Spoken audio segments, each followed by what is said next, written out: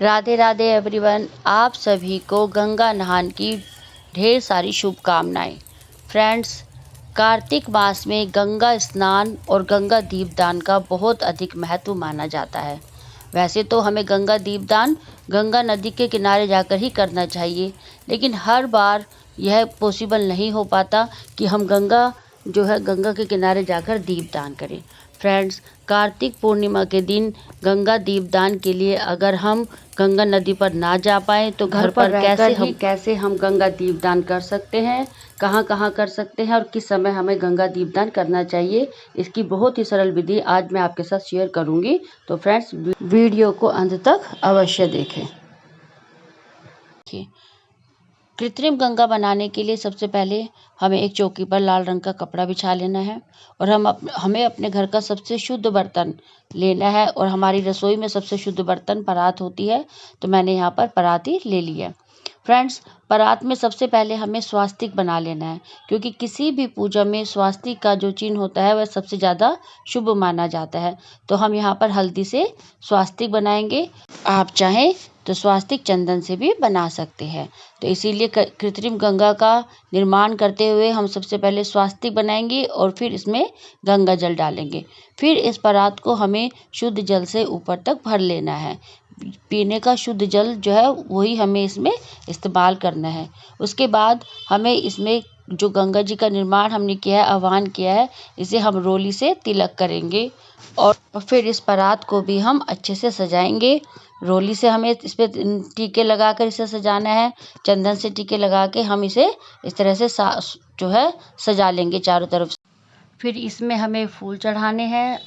जो भी आपके पास फूल है आप वो चढ़ा सकते हैं। गुलाब के हैं तो गुलाब के फूल चढ़ाएं और गेंदे के हैं तो गेंदे के फूल भी आप चढ़ा सकते हैं। जो भी आपके पास फूल हो वो आप इसमें चढ़ा दें। फिर वस्त्र रूपी हमें इसमें कलावा समर्पित करना है। आप चाहे तो साड़ी या चुनरी भी चढ़ा सकते हैं, लेकिन जो इसमें सबसे पहले मैंने कलावा समर्पित किया है।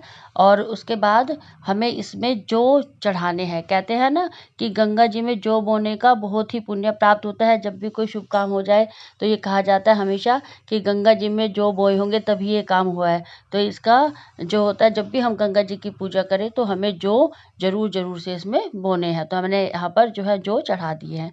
फिर श्रृंगार का सामान आप चाहे तो 5, 7 या 2 श्रृंगार के सामान भी आप चढ़ा सकते हैं।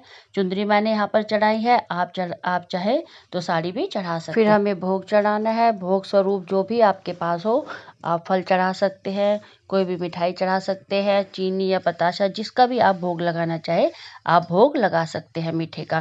तो यहाँ पर मैंने फल और मिठाई चढ़ा दी है। उसके बाद एक देसी घी का दीपक जलाकर हमें वहीं रखना है जहाँ हमने गंगा जी का निर्माण किया है। तो मैंने देसी घी का दीपक जला दिया है। आप धूप दीप दिखाना चाहे तो धूप जला सकते हैं, तो धूप जलाकर भी हमें यहीं इनके पास रख देना है।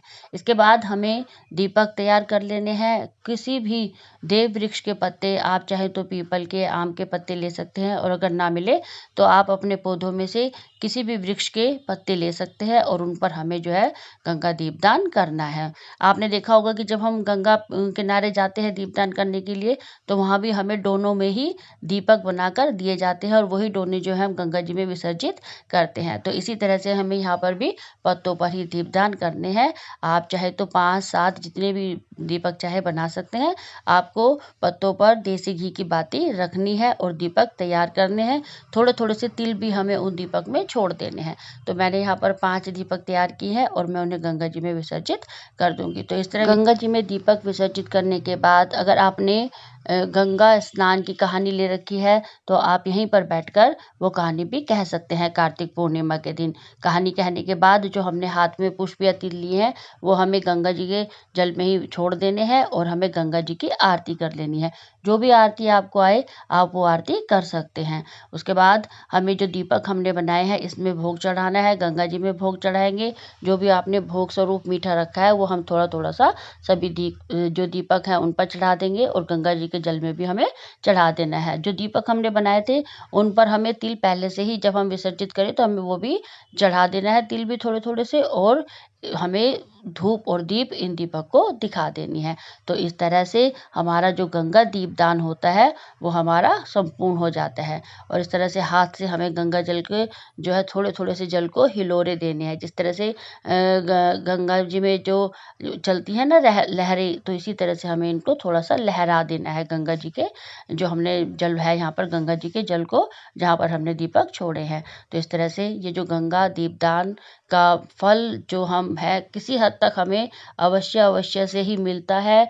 अगर हम सच्चे मन से सच्ची भावनाओं से गंगा जी का आह्वान करते हुए हम ये गंगा दीपदान करें तो हमें जो है संपूर्ण फल की प्राप्ति होती है।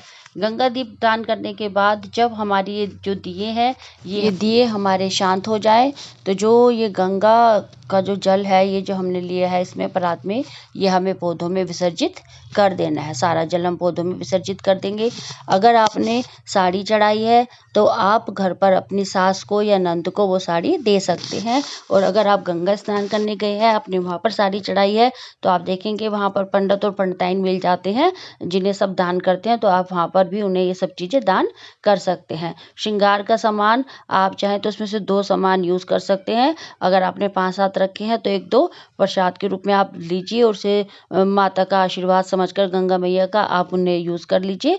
और कुछ सामान आप साड़ी पर रखकर जिसे भी आप साड़ी देंगे उसे दे सकते हैं। तो इस तरह से और जो ये हमने भोग में प्रसाद चढ़ाया है, मिठाई है, फल है, ये परिवार के सभी सदस्य प्रसाद स्वरूप जो है वो ग्रहण कर लेंगे। इस तरह से हमारी जो गंगा दीपदान है वो हमारा संपूर्ण हो जाता है इस विधि से। अगर आपको गंगा दीपदान की ये सरल विधि अच्छी लगी हो तो वीडियो को लाइक करें, शेयर करें और मेरे चैनल को सब्सक्राइब करें। धन्यवाद।